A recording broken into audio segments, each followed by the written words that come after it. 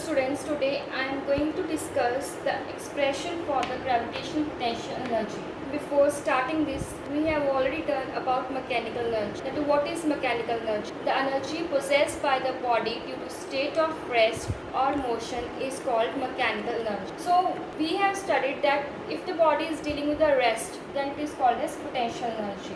Now, what do you mean by gravitational potential energy? Suppose if I have a body and I am moving that body upward, that is against the force of gravity. That time the body at a height will have gravitational potential energy. So what is gravitational potential energy? In short words, the amount of work done in moving a body to the height against the force of gravity which is acting downward is called gravitational potential energy. Now let's understand clearly. Suppose I am having a body whose mass is m kilogram and I am taking this body to a height h. So I am doing some work in moving this body to this height. So how much work I am doing, that is how much force I am applying to move this body. Since this force is applying upward, whereas the force of gravity is always acting downward. So the upward force will be equals to the force of gravity. Suppose if G is the force of gravity and m is the mass of the body, how much force I am required to move this body? So force needed equals to mass into the G. G is the force of gravity. Now since distance I need to move is this much.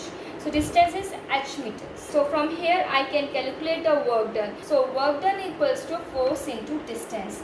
We know what is the force, that is mg. So I will put the value of mg here and multiply with the h. This will I will get the amount of work done. So work done equals to mgh, where m is the mass of the body, g is the force of the gravity, and h is the height above the ground. So this amount of work done which is required to move a body is called as potential energy, which is called as gravitational potential energy. So we can say the gravitational potential energy equals to mgh. Now there are two factors on which potential energy depends.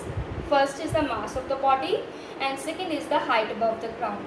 Since from here we can clearly understand that potential energy is directly proportional to the mass of the body. How? Suppose if I am having two bodies whose mass is 10 kilogram and another body which is having another body having mass 20 kilogram. From there I will came to know that the body which is having mass 20 kilogram will have higher potential energy. Now second, if I am having two buckets of water and one bucket of water is at the first floor and the second bucket is at the second floor.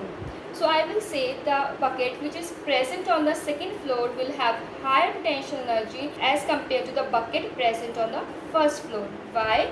Since second floor is at a much higher than height than first floor. So with the increase in the height, the potential energy also increases. So these are two factors on which potential energy depends. So we have discussed about the potential energy, that is gravitational potential energy. Now we are going to discuss about kinetic energy. What is the kinetic energy? We have said that mechanical energy is the energy possessed by body due to its state of rest or motion. Now rest is dealing with the potential energy, and if the body is in motion, then it is a kinetic energy. So we can say the energy possessed by body due to its state of motion is called kinetic energy. For example, whenever there is a stone striking the window pane, whenever stone is coming and it strikes the window pane will break up into the different glass pieces.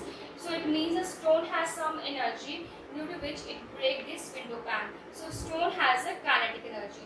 Another example are bullet from the gun, rolling apple, falling hammer. Falling hammer means whenever falling hammer is falling on the nail, it will fix, which is fixed on the wooden block. That wooden block will break down into two pieces. Now the kinetic energy depends upon the two factors, that is mass and the velocity of the body. Its formula is half into mass into velocity of the body. How it depends upon the mass? Greater is the mass, greater is the kinetic energy. If I am having two bodies, one mass is 5 kg and another mass is 10 kg.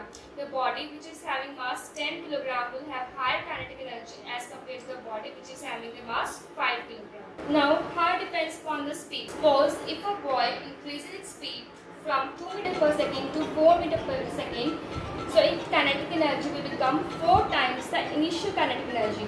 Earlier, whatever to kinetic energy is, now when the speed is increased, the kinetic energy becomes double. How? Because if it is 2, the 2 squares means it is 4.